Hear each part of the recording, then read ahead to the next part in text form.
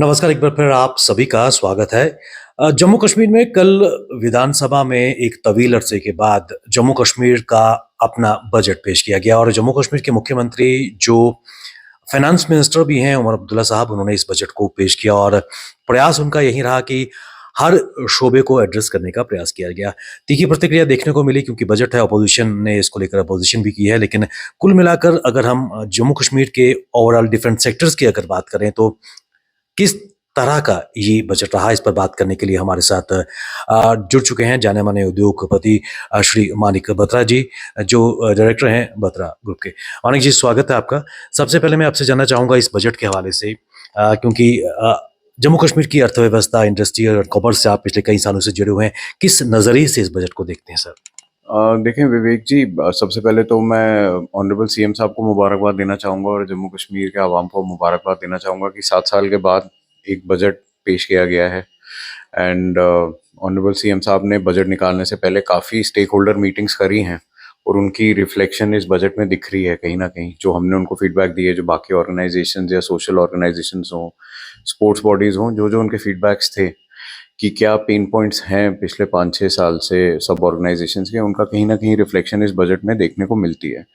Overall एक balance सोचा समझा गया पॉपुलिस्ट बजट है, जिसमें कहीं ना कहीं हर सेक्टर को टच करने की कोशिश की गई है। जो लिमिटेड रिसोर्सेज अवेलेबल थे गवर्नमेंट के पास उसके अंदर, अगर हम बात करें इकोनॉमिकली वीकर सेक्शंस की, जो AYY लोग हैं, उनके लिए काफ़ी प्रावधान रखे गए हैं इस बजट में। जैसे 200 यूनिट्स इलेक्ट्रिसिटी फ्री देने की बात की गई है। उसके बाद जो महिला, जो उनकी लड़कियां हैं जिनकी शादी होनी है, उनका भी 50,000 से बढ़ा के 75,000 तक कर दिया गया है। फ्री राशन देने की बात की गई है। विमेन एंटरप्रेन्योरशिप की बात की गई है इस बजट में, जो माइक्रो एंटरप्रेन्योरशिप की, जिसमें 50,000 सेल्फ हेल्प ग्रुप्स या लेडीज़ को हेल्प करी जाएगी। इलेक्ट्रिक बसेस चलाने की बात की गई है बजट में।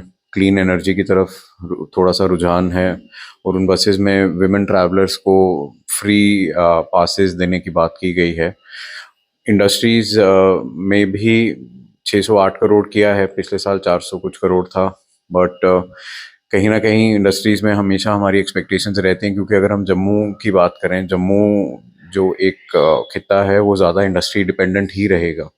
और जब तक यहाँ पे एक इंडस्ट्रियल रेवोल्यूशन नहीं होगा और जब तक लोकल इंडस्ट्री को सपोर्ट नहीं मिलेगा, तब तक जम्मू की जो इकोनॉमी है उसको ग्रोथ नहीं मिलेगी। क्योंकि श्रीनगर में टूरिज्म आता है, कटरा में टूरिज्म आता है, बट वो कहीं ना कहीं उन्हीं एरियाज में सीमित रहता है, वो जम्मू की तरफ कम आता है।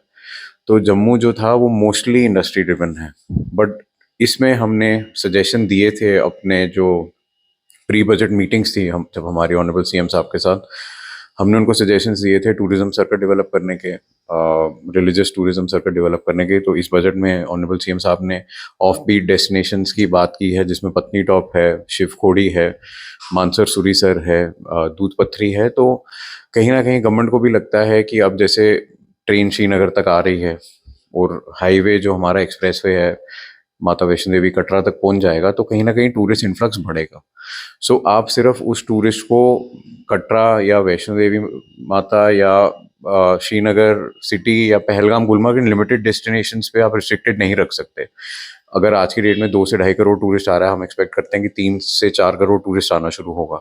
सो ओवरऑल एक होलिस्टिक इंफ्रास्ट्रक्चर डेवलपमेंट करना पड़ेगा। हमारे पास बहुत ब्यूटीफुल डेस्टिनेशंस हैं, तो उसकी बात की गई है। टूरिज्म में वाटर पार्क की बात की गई है, सिद्रा में कन्वेंशन सेंटर की बात की गई है। तो काफ़ी कुछ इस बजट में टच किया गया है और एक पॉजिटिव अप्रोच दिखती है हमें गवर्नमेंट की जम्मू कश्मीर की इकोनॉमी को सस्टेन करने के लिए। मानिक जी, जिस तरह आपने कहा कि एक पॉजिटिव नज़र आ रहा है इस बजट से, और क्योंकि इसमें कोई दो राय नहीं है कि आप ना केवल डायरेक्टर बत्रा ग्रुप हैं बल्कि पैन इंडिया एक बड़ी ऑर्गेनाइजेशन है एसोचैम की अगर बात करें, आप जम्मू कश्मीर में, जम्मू में इसको भी हेड कर रहे हैं, द कैपेसिटी ऑफ उसको चेयर कर रहे हैं। इंडस्ट्री के हवाले से मैं आपसे जानना चाहूँगा, क्योंकि उद्योग जम्मू कश्मीर की अर्थव्यवस्था की एक बहुत बड़ी बैकबोन है, और ऐसे में इंडस्ट्री के हवाले से जिस तरह माननीय मुख्यमंत्री ने कहा कि already 64 industrial estates Jammu Kashmir में चल रहे थे, 46 न्यू इंडस्ट्रियल एस्टेट्स की उन्होंने बात की, और उसके साथ साथ स्किल डेवलपमेंट मिशन का एक यहाँ पर इकोसिस्टम इकोसिस्टम डेवलप हो रहा है और उसको और मजबूती देने के लिए 50 करोड़ रुपीस का फाइनेंशियल एड फॉर मेंटरशिप और इंक्यूबेशन की बात मुख्यमंत्री ने कल अपने बजट में की। कितना प्रोत्साहन खासकर युवाओं को जो न्यू एंटरप्रेन्योर्स हैं उनको इससे मिलेगा? देखिए, अगर हम इंडस्ट्रीज़ की बात करें, एक वेलकम स्टेप है कि 46 नए इंडस्ट्रियल एस्टेट्स का अनाउंसमेंट किया गया है। आपको हम सबको पता है कि पीछे न्यू सेंट्रल सेक्टर स्कीम थी जिसमें 28,000 करोड़ के आसपास की इन्वेस्टमेंट जे&के में प्लेज हुई है या आ रही है या आ चुकी है। तो जब बड़ी इंडस्ट्री जो भी आएगी उसको दो चीज़ों की रिक्वायरमेंट है, एक स्ट्रॉन्ग लोकल इंडस्ट्रियल इकोसिस्टम जो उसको as a ancillary industry support कर सके, और दूसरा उनको ज़रूरत होती है स्किल्ड मैन पावर की। तो इंडस्ट्रियल एस्टेट आने से ये होगा कि जो एग्जिस्टिंग इंडस्ट्री है अगर वो एक्सपैंड करना चाहते हैं या इन इंडस्ट्रीज़ के जो बड़ी इंडस्ट्रीज़ आ रही है इनके साथ अलाइन करके नए यूनिट्स लगाना चाहते हैं तो उनको सहूलियत मिलेगी। बिकॉज हमारे यहाँ पे एक बहुत मेजर इशू है जो हमने बजट मीटिंग्स में भी बहुत हाईलाइट किया था, वो चेंज ऑफ लैंड यूज़ है। चेंज ऑफ लैंड यूज़ यहाँ बहुत टाइम ले रहा है, उसकी वजह से बहुत डिलेज हो रहे हैं और यूनिट्स को क्लियरेंसेस नहीं मिल रही चेंज ऑफ लैंड यूज़ की वजह से एक्सपैंड करने के लिए, नए यूनिट्स लगाने के लिए। और जैसा आपने बात करा कि जो ये 50 करोड़ का फंड है एक मेंटरशिप और स्टार्टअप्स के लिए, ये बहुत अच्छी चीज़ है। क्योंकि जब हमने भी बजट प्री बजट अपनी प्रेजेंटेशंस दी थी ऑनरेबल सीएम साहब को एंड गवर्नमेंट के ऑफिशियल्स को, हमने उनको बताया था कि जम्मू कश्मीर में स्टार्टअप्स का बहुत पोटेंशियल है, बट पूरे इंडिया में कहीं ना कहीं बेबी कॉर्न्स यूनिकॉर्न्स निकल रहे हैं, बट जम्मू कश्मीर से आज तक कोई बेबी कॉर्न भी नहीं आया। तो अगर उस तरफ हमें ड्राइव करना है तो कहीं ना कहीं बच्चों को हैंड होल्डिंग चाहिए, बच्चों को मेंटरशिप चाहिए, बच्चों को गाइडेंस चाहिए, जिधर एक कोई नोडल एजेंसी हो जो उनको बाहर के इन्वेस्टर्स के साथ भी कनेक्ट कर सके, उनको पेटेंट कैसे लेना है, उनको डिफरेंट चीज़ें कैसे करनी है एक स्टार्टअप को सक्सेसफुल बनाने में, उनके हेल्प कर सके उन नए एंटरप्रेन्योर्स की। सो एक बहुत ही अच्छा और वेलकम स्टेप है और आई थिंक इससे बहुत बेनिफिट होगा जम्मू कश्मीर के स्टार्टअप्स को। एक पहल की गई है, 50 करोड़ का फंड है, अगर ये सक्सेसफुल है आई एम श्योर नेक्स्ट बजट में ये फंड भी और बढ़ जाएगा। एंड अगर हम स्किल डेवलपमेंट की बात करें, स्किल डेवलपमेंट इसलिए ज़रूरी है क्योंकि इतनी इंडस्ट्रियल रेवोल्यूशन हो रही है यहाँ पे। आपका टूरिज्म सेक्टर ग्रो करेगा, आपका इंडस्ट्री सेक्टर ग्रो करेगा। अगर हमारी मैन पावर स्किल्ड नहीं होगी तो हमारे लोकल यूथ जो है उनको एम्प्लॉयमेंट नहीं मिलेगी। तो आज के डेट में स्किल होना बहुत ज़रूरी है क्योंकि आज के डेट में ऑलमोस्ट जितनी भी आपकी इंडस्ट्रीज आती हैं वो सेमी ऑटोमेटेड या ऑटोमेटेड है। सो अनस्किल्ड लोगों को वहाँ पे एम्प्लॉय करना थोड़ा सा उस इंडस्ट्री के लिए भी टफ हो जाता है। सो गवर्नमेंट का भी यही आई थिंक रुझान है कि लोकल एम्प्लॉयमेंट ज़्यादा से ज़्यादा बढ़े, तो स्किलिंग की तरफ भी फोकस है। स्किल का सर आपने यहाँ पर जिक्र किया मानिक जी, और इसी कड़ी में एक पहल जम्मू कश्मीर में मुख्यमंत्री उमर अब्दुल्ला ने ली है। Jammu and Kashmir skill and entrepreneurship university का गठन भी किया जाएगा। कितना महत्वपूर्ण ये कदम? जी देखें, ये कदम बहुत महत्वपूर्ण है बिकॉज हम पिछले काफ़ी सालों से, काफ़ी अरसे से डिमांड कर रहे हैं कि पूरे हिंदुस्तान में बहुत सी स्किल्स यूनिवर्सिटीज़ हैं, बट जम्मू कश्मीर में आज तक अनफॉर्चुनेटली एक भी स्किल यूनिवर्सिटी नहीं आई है। स्किल यूनिवर्सिटी के आने का फ़ायदा ये होता है कि वो उनको फ्यूचर ट्रेंड्स पता होते हैं, उनको पता होता है कि किस में स्किलिंग देने से एम्प्लॉयबिलिटी रहेगी, क्योंकि आपके जॉब रोल्स बहुत रैपिडली चेंज हो रहे हैं आज की डेट में। जो आज से 10 साल पहले जॉब रोल्स होते थे बहुत स्टेबल, आज की डेट में वैसे नहीं रहे। जैसे ही आपके टेक्नोलॉजिकल इंटरवेंशंस आते हैं, आपके लेटेस्ट टेक्नोलॉजीज आप अडॉप्ट करते हैं, तो ऑल ऑफ अ सडन आपके जॉब रोल्स में भी अपग्रेडेशन, आपके स्किल सेट में अपग्रेडेशन चाहिए होती है। तो जब ये स्किल यूनिवर्सिटीज़ आती हैं, ये अलाइन रहती हैं जो विश्व की और जो हमारे भारतवर्ष की दूसरी यूनिवर्सिटीज़ हैं इनके साथ अलाइन रहती हैं। ये वही स्किल कोर्सेज पे फोकस करती हैं जिनका फ्यूचर जो रिक्वायरमेंट है। क्योंकि अगर आप देखें, इंडिया सिर्फ एक कैप्टिव एम्प्लॉयर नहीं है, इंडिया एक यंग पॉपुलेशन है जिसको वर्ल्ड भी एज अ हमें देखते हैं कि हम सोर्स ऑफ मैन पावर हैं, कि यहाँ से एक स्किल्ड मैन पावर को लोग लेके आउट ऑफ इंडिया भी लेना चाह रहे हैं, because large speaking English population है और स्किल्ड मैन पावर यहाँ पे है, यंग है, तो उसको भी प्रमोशन इससे मिलेगी। एमएसएमई की अगर बात करें तो एक प्राइस प्रेफरेंस, एक नई पॉलिसी का जिक्र किया गया है, खासकर लोकल एमएसएमई को किस नजरिए से उसको देखते हैं, कितना प्रोत्साहन एमएसएमई को मिलेगा? देखिए, एमएसएमई हर स्टेट और हमारे नेशन के लिए बहुत इंपॉर्टेंट है। 4.5 करोड़ से ऊपर रजिस्टर्ड एमएसएमईज हैं पूरे भारतवर्ष में, और एमएसएमई लोकल लेवल पे, रीजनल लेवल पे बहुत एम्प्लॉयमेंट जनरेट करते हैं।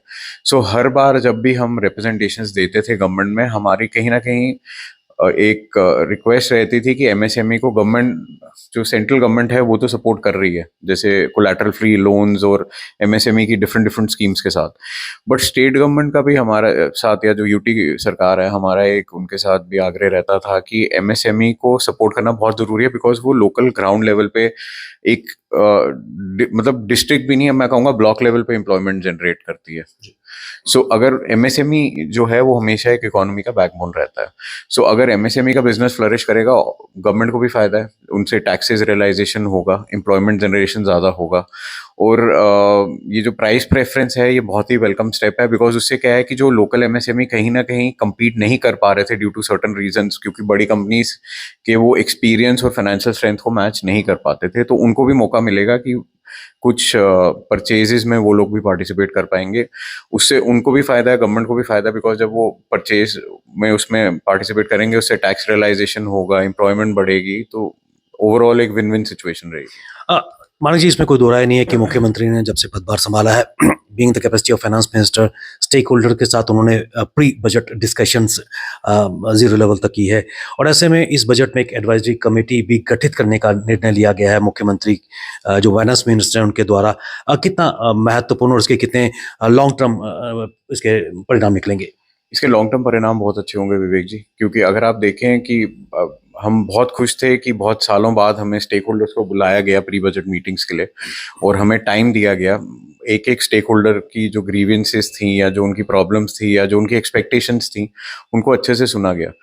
अब जब एक आप एडवाइजरी कमेटी या काउंसिल का गठन करते हैं, जब उसमें लोकल स्टेक होल्डिंग होती है, तो उससे वो काउंसिल जो काम कर रही है वो और बेटर हो जाता है, क्योंकि आपको जो लोकल इश्यूज जो रेगुलर आ रहे हैं आप उनको एड्रेस कर सकते हैं उन काउंसिल में।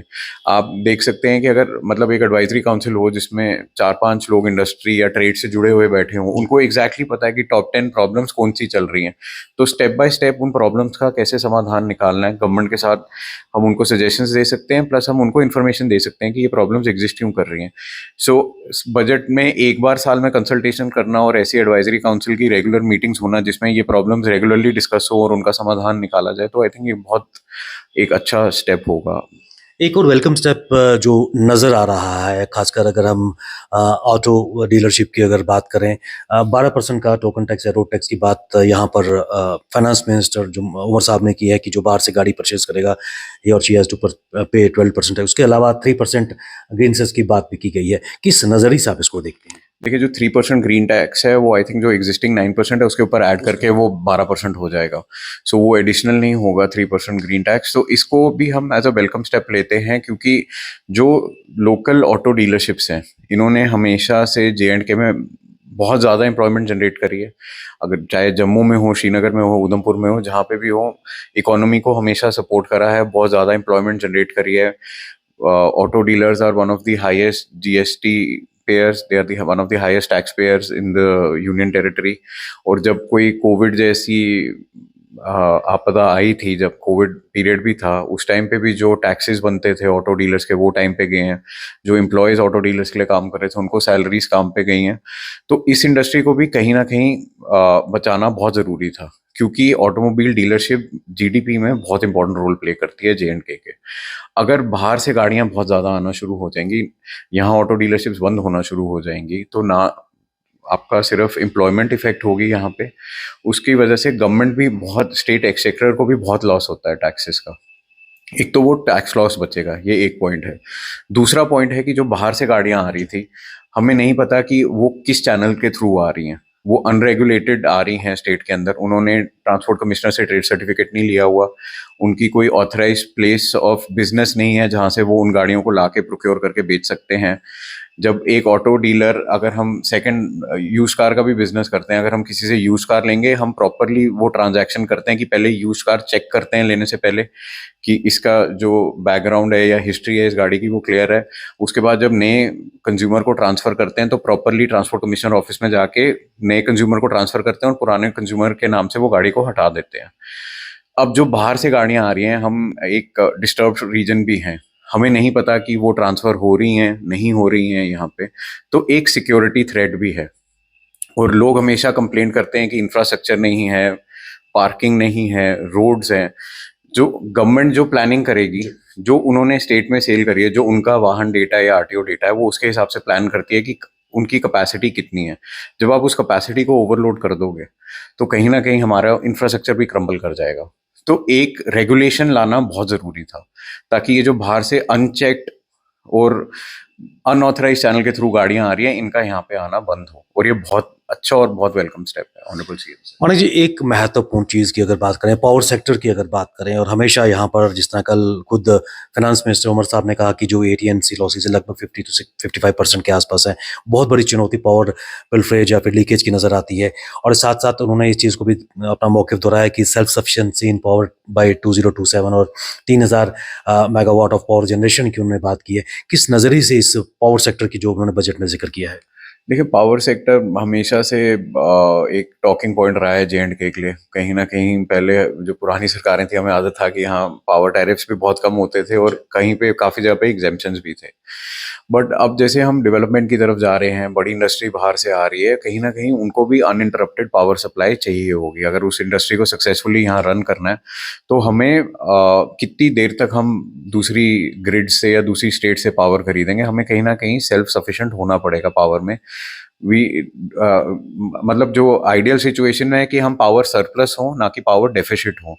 तो उसी को उस सिचुएशन पे आने के लिए जो ये नए पावर प्रोजेक्ट्स अनाउंस किए गए हैं, कीरू कवार, राटले, पकलदुल, तो इनके आने से जब भी ये 2027-28 में, जैसे ऑनरेबल सीएम साहब ने कहा है कि जब ये आएंगे तो आई थिंक 4000 मेगावाट के आसपास पावर अवेलेबिलिटी हो जाएगी, जिससे आई थिंक हमारा जो पावर डेफिसिट है वो काफ़ी कम हो जाएगा।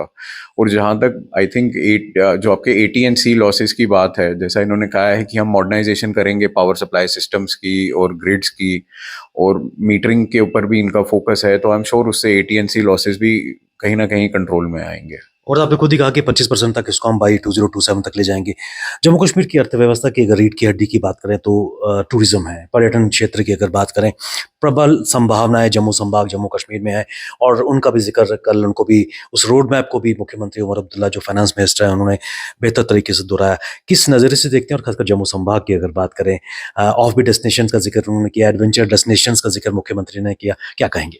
देखिए, ओवरऑल जम्मू कश्मीर एक बहुत ही अच्छा टूरिस्ट डेस्टिनेशन है। ये आज से नहीं, ये ओवर सेंचुरीज प्रूवन है कि का डेकेड से यहाँ पे टूरिज्म का बोलबाला रहा है। अनफॉर्चुनेटली जम्मू उतना टूरिज्म में डेवलप हो नहीं पाया। जो जम्मू डिवीजन है, जम्मू डिवीजन में सिर्फ कटरा है जहाँ पे प्रॉपरली ऑर्गेनाइज्ड है टूरिज्म सेक्टर, और श्रीनगर का हम सबको पता है कि वो अच्छे से ऑर्गेनाइज्ड है टूरिज्म सेक्टर वहाँ का। अब जैसे ट्रेन आएगी डायरेक्ट श्रीनगर तक जाएगी, आपके हाईवेज आएंगे वो डायरेक्ट कटरा तक जाएंगे, तो ऐसा नहीं होता कि वो वहीं पे रहेगा टूरिस्ट, उसका स्पिल भी आएगा, उसका स्पिल ओवर आएगा जम्मू डिवीजन के अंदर, जम्मू सिटी के अंदर आएगा, जम्मू कटरा के आसपास वाली लोकेशंस पे आएगा स्पिल। तो ये जो ऑफ बीट डेस्टिनेशंस को डेवलप करने की बात की गई है, जैसे पत्नी टॉप हो गया, मैं अगर सिर्फ जम्मू डिवीजन की बात करूँ, सुरीसर मानसर हो गया, शिवखोड़ी हो गया, ये डेवलप करना बहुत ज़रूरी है। क्योंकि उससे क्या है कि एक टूरिस्ट का जब वो बाहर से उस माइंडसेट से आता है, उसका होता है कि मैं लोकल जो क्यूजीन्स हैं, जो लोकल साइट्स हैं, उनको इंजॉय कर सकूं, उनको एक्सप्लोर कर सकूं। आई थिंक एडवेंचर टूरिज्म की भी बात की गई है इसमें, बॉर्डर टूरिज्म की, जैसे गुरेज में, सुचेतगढ़ में, इन बॉर्डर्स पे बॉर्डर टूरिज्म की भी बात की गई है। तो कहीं ना कहीं एक गवर्नमेंट को भी रियलाइज होता है कि अगर 2 करोड़ से बढ़ के 4 करोड़ टूरिस्ट या 3 करोड़ टूरिस्ट भी J&K आता है, तो अब आप उनको वो सेम वही डेस्टिनेशंस नहीं दिखा सकते, क्योंकि आज की डेट में लोग नई नई डेस्टिनेशंस एक्सप्लोर करना चाहते हैं। और नई डेस्टिनेशंस आना इसलिए भी ज़रूरी है बिकॉज उससे टूरिज्म सेक्टर वाइब्रेंट रहेगा। वरना अगर हम उन्हीं जो एग्जिस्टिंग डेस्टिनेशंस हैं उन्हीं पे डिपेंडेंट रहेंगे, लोग 2 बार 3 बार आएंगे, फिर आज की डेट में क्या होता है कि लोग बोर भी बहुत जल्दी हो जाते हैं। They want to explore something new then. So वो एक जो उनका आजकल लोगों का माइंडसेट रहता है, तो आई थिंक उसको मद्देनजर रखते हुए टूरिज्म डेस्टिनेशंस की डेवलपमेंट की बात की गई है कि लोग यहाँ पे ज़्यादा रिटेन हो सके। वाटर पार्क डेवलपमेंट की बात की गई है, सिदरा में बात करी है। हम लोगों ने जो अपने बजट सजेशंस दिए थे उसमें हमने कहा था कि यहाँ पे जैसे प्लेस ऑफ रिलीजियस इंपॉर्टेंस है, जैसे उत्तर बेनी है, उत्तर बेनी जो गुप्त काशी कहते हैं जिसे, उसको डेवलप किया जा सकता है। बन्नी बसोली बहुत ब्यूटीफुल बेल्ट्स हैं यहाँ पे, भद्रवाह है। सो आई एम श्योर आने वाले बजट्स में और आगे जो मीटिंग्स होंगी उसमें इन तरफ भी फोकस जाएगा, क्योंकि ओवरऑल जब आपका हाईवे एक्सप्रेसवे पूरा श्रीनगर तक बन जाएगा तो इन डेस्टिनेशंस तक पहुंचना भी उतना मुश्किल नहीं रहेगा। जैसे आज की डेट में टाइम ज़्यादा लगता है, बट जिस तरह से कनेक्टिविटी की भी बात की गई है, रूरल कनेक्टिविटी और रोड कनेक्टिविटी को इम्प्रूव करने की, so I am sure in destinations पे जाना भी आसान हो जाएगा। होम स्टेज का तो सेंट्रल गवर्नमेंट की स्कीम चल रही है होम स्टेज की, तो ओवरऑल एक मेरे को लगता है बेनिफिट मिलेगा टूरिज्म सेक्टर। 390 करोड़ रुपए टूरिज्म सेक्टर में रखे गए हैं और 815 करोड़ रुपए एग्रीकल्चर सेक्टर में रखे गए हैं, और उसमें भी प्रयास यह है कि रोजगार के नए अवसर खासकर युवाओं को मिल सकें। एग्रीकल्चर सेक्टर की अगर बात करें कितना महत्वपूर्ण खासकर जम्मू कश्मीर में नजर आता है, और इस बजट से जो एग्रीकल्चर सेक्टर से जुड़े हुए लोग हैं किस प्रकार उनकी एक्सपेक्टेशन को एड्रेस कर पाया है। देखिए, एग्री सेक्टर भी बहुत इंपॉर्टेंट है जे&के के लिए। जे&के की मेजर कंट्रीब्यूटर जो हैं जीडीपी के, एक तो एग्री सेक्टर है, एक टूरिज्म है, फिर इंडस्ट्रियल सेक्टर है। सो एग्री सेक्टर में इंटरवेंशंस की बात की गई है, स्मार्ट फार्मिंग की बात की गई है, न्यू टेक्नोलॉजी अडॉप्शन की बात की गई है। तो ये सब से हमें यही समझ आता है कि गवर्नमेंट कहीं ना कहीं यील्ड बढ़ाना चाहता है। अगर आप देखें, J and K is the largest producer of apples in the country. केसर सबसे बेस्ट और सबसे ज़्यादा यहाँ प्रोड्यूस होता है। राजमा, वॉलनट्स, बासमती, ये सब हमारे कोर हैं एग्री सेक्टर। जियो टैगिंग भी हुई हुई है और ये कोर हैं हमारे एग्री सेक्टर के। अगर हम बात करें, लैवेंडर रेवोल्यूशन भी डॉक्टर जितेंद्र सिंह जी ने वहाँ पे जो किया था चिनाब वैली में, सो लैवेंडर का भी बहुत पोटेंशियल है, फ्यूचर है। सो आई थिंक इन सब इनिशिएटिव्स को सपोर्ट करने के लिए, सस्टेन करने के लिए, इनको इंक्रीज करने के लिए, बिकॉज एग्री कहीं ना कहीं इंपॉर्टेंट है। जे&के वॉलनट की भी बाहर डिमांड है, एप्पल की भी है, सैफरॉन की भी है, राजमा, बासमती, हर चीज़ की डिमांड है। सो उस डिमांड को इन्हांस कर सकें, जो लोग इस फील्ड से जुड़े हैं उनकी कैपेसिटी बिल्डिंग हो सके। उनकी कैपेसिटी बिल्डिंग होगी तो ज़्यादा से ज़्यादा एम्प्लॉयमेंट जनरेट होगी, नई टेक्नोलॉजी अडॉप्शन होगी इन सेक्टर्स में, तब भी एम्प्लॉयमेंट जनरेट होगी, बिकॉज आप उन लोगों को लेके आएंगे जो उस टेक्नोलॉजी को चला सकें। सो आई थिंक एक सोचा समझा गया स्टेप है, और आई थिंक उसको रूरल इकोनॉमी को भी और एग्री इकोनॉमी को बूस्ट करेगा। इसमें कोई दो राय नहीं है कि एक लंबे अरसे के बाद जम्मू कश्मीर में पिछले वर्ष विधानसभा के चुनाव हुए, नई सरकार आई और 7 वर्षों के बाद विधानसभा सत्र, बजट सत्र जम्मू में हुआ, और जो बजट पेश किया गया, किस तरह इसको आप ओवरऑल सम अप करेंगे इस बजट को, डिस्पाइट द चैलेंजेस, डिस्पाइट एक लंबे अरसे के बाद केंद्र शासित प्रदेश का पहला बजट? देखिए, मैं ओवरऑल सम अप यही करना चाहूंगा जी कि 7 साल के बाद बजट आया है, स्टेक होल्डर्स की मीटिंग की गई हैं, उन मीटिंग्स की रिफ्लेक्शन इन बजट में दिख रही हैं। तो हम सबको एक पॉजिटिव आउटलुक के साथ इस बजट को देखना चाहिए, और मेरे हिसाब से एक सोचा समझा गया बजट है, बैलेंस बजट है, और इससे ओवरऑल हर सेक्टर को कहीं ना कहीं बेनिफिट मिलेगा। बहुत बहुत धन्यवाद मानिक जी हमसे बात करने के लिए। ये थे श्री मानिक बत्रा जी, आप चेयरमैन हैं एसोचैम जे&के की जम्मू काउंसिल के, और इन्होंने प्रकाश डाला कि किस प्रकार डिस्पाइट चुनौतियां एक लंबे अरसे के बाद जम्मू कश्मीर में चुनाव, उसके बाद नई सरकार, और नई सरकार का केंद्र शासित प्रदेश में पहला बजट कहीं ना कहीं एक नई ऊर्जा संचार कर सकता है और आने वाले समय में सरकार की टोन भी सेट कर सकता है। मानिक जी बहुत बहुत शुक्रिया, आपने अपना समय निकाला, हमारे इस कार्यक्रम में आए, आपका बहुत बहुत धन्यवाद।